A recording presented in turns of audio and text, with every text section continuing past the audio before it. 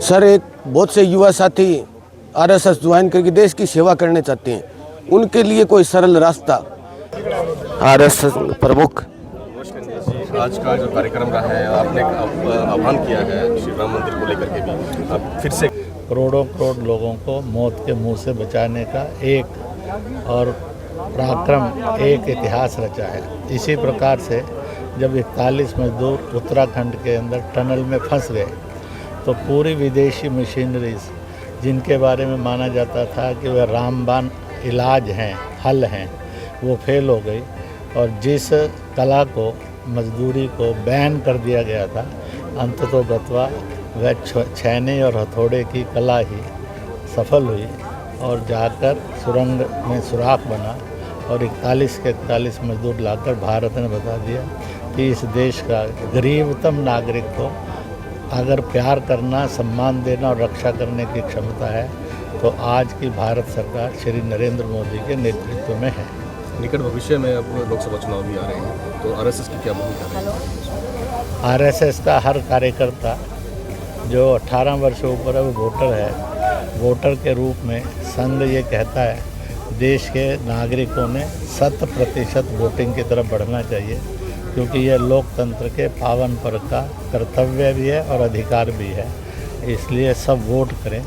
अब सब ने परख लिया है कौन दल कैसे हैं, नेतृत्व कैसा है, और मुझे पूरा विश्वास है लोग ना जाति से भड़केंगे और भटकेंगे और बटेंगे, ना मजहब में भड़केंगे बटेंगे, ना ही दलों में बढ़ेंगे और भटकेंगे। इस देश को एक मजबूत हिंदुस्तान और विश्व में गौरवमय हिंदुस्तान, जो गरीब है, दुखी है, पीड़ित है, संकट में है, उन सबको मदद करने वाला हिंदुस्तान आज बन रहा है। इसी हिंदुस्तान को बनाने के लिए पत्रकार भी बोल रहे हैं, देश की जनता भी बोल रही है, फिर से पुनः तीसरी बार अवसर आज की सरकार को देंगे। सर, एक बहुत से युवा साथी आरएसएस ज्वाइन करके देश की सेवा करने चाहते हैं, उनके लिए कोई सरल रास्ता। ऐसा है कि ज्वाइन आरएसएस जी सर, एक मीडिया में फ्लोट हुआ रूप है जी, उसको नॉक करें तो उनको रिस्पांस मिलेगा जी और उनका संपर्क भी होगा जी। ऐसे हजारों से लाखों लोगों ने किया है जी। दूसरा है गांव-गांव में, कस्बों में लगभग हर ब्लॉक तक संघ की शाखा है जी, वहाँ के कार्यकर्ताओं को संपर्क करें जी और संघ स्थान के ऊपर पहुंचकर और इस बात का गर्व महसूस करें कि Hindustan first, Hindustan last, Hindustan always. जैसे जैसे ये संस्कार आएगा देश समस्याओं से जूझते हुए आगे बढ़ेगा जी। इसी कार्यक्रम में गीता मुनिषी ज्ञानानंद जी महाराज भी पहुंचे हैं, उनका भी आदर सत्कार कमेटी की तरफ से, वो भी अब कथा जो स्थल है उसके अंदर प्रवेश कर चुके हैं। इनसे भी प्रयास तो करेंगे बातचीत करने का। तो बहुत ही गीता को देशों विदेशों तक गीता की महिमा को उजागर कर रहे हैं, गीता के ज्ञान को विदेशों तक पहुंचा रहे हैं महामुहिम ज्ञानानंद जी महाराज कुरुक्षेत्र हरिद्वार से, जो कि गीता के ऊपर हमारी जो गीता है, हमारे देश की संस्कृति, उसको विदेशों तक पहुंचाने में बहुत बड़ा रोल है इनका।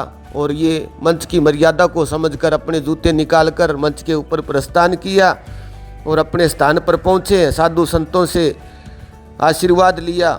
महामहिम सदानंद जी महाराज, जो कि परम मित्र भी हैं इनके, उनसे आशीर्वाद लेकर अब अपने स्थान पर विराजमान होंगे। आगे की जो भी प्रक्रिया होगी, और विनोद कुमार जी तायल ने भी इनको दंडवत प्रणाम करके अपना आशीर्वाद लिया।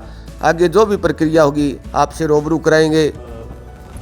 हर प्रकार से जैसा माननीय गणेश जी ने संकेत किया और सुनीता दुग्गल जी ने भी, जो सांसद हैं यहाँ के, उन्होंने भी पूरे सेवा प्रकल्पों का यहाँ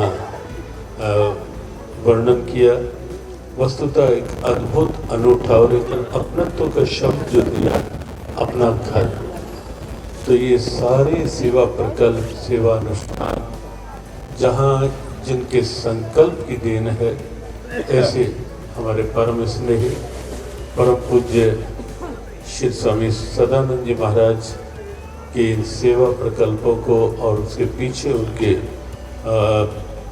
दिव्य तपापूत संकल्पों को वंदन करते हुए, नमन करते हुए पूज्य स्वामी सुरेशानंद जी महाराज, सभी उपस्थित शुभेच्छुजन, अन्य प्रोफेसर गणेशी लाल जी। बोलिए वृंदावन बिहारी लाल की जय, सद्गुरुदेव भगवान की जय। आइए आप हम सभी मिलकर गुरुदेव के चरणों में अपना भाव प्रस्तुत करें। गुरुदेव के पावन चरण, बात जो गौशाला है श्री कृष्ण परिणामी गौशाला व नंदीशाला का लोकार्पण। मेरा सतगुरु